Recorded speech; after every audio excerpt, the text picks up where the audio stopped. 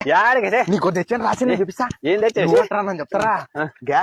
glass తెచ్చానా గా నీకోసం beer తెచ్చానా గా నీకోసం గా ఎర్ర మందులే ఇంకోటి గా నీకోసం గా పెద్దదిలే గా పచ్చ బాటిల్ కూడా తెచ్చాగా ఇచ్చుడుగా